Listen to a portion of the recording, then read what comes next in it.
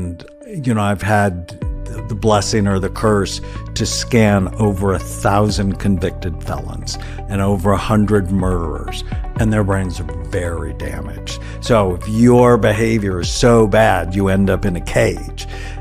And they're not thinking, I have to understand, evaluate, rehabilitate that person's brain, and then they act better. And that helps all of us. Dostoevsky once said, you can tell about the soul of a society, not by how it treats its outstanding citizens, but by how it treats its criminals. And it's, when I first started scanning people, I didn't really have an opinion on the death penalty. I just really hadn't thought about it. I thought of free will as black or white. You have it or you don't. And then as my work became known, defense attorneys would send me people who did really bad things, and their brains were so damaged. And when I would go to court, and a lot of people hated me for that, if you have a bad brain and you did something terrible, you don't get to go home. But should you kill them? I mean, it's a really important question.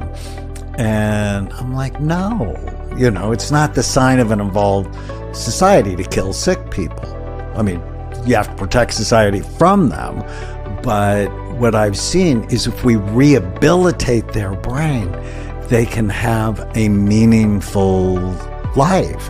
And people just aren't connecting. It's your brain. It's easy to call people bad. It's harder to go, why? And, can I fix it?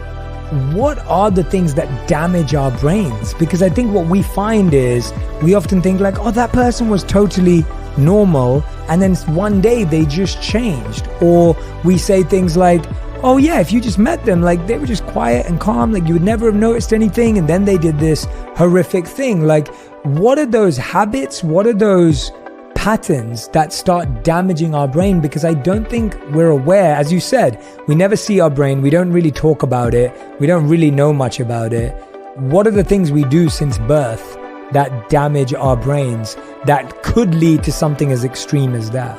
Well, even before birth. Yes. So since marijuana has been legalized in many states, babies born with marijuana in their bodies has gone up 1,700%. I mean, it's a ridiculous amount. So even before you're born, what happens in utero can damage the trajectory of your life.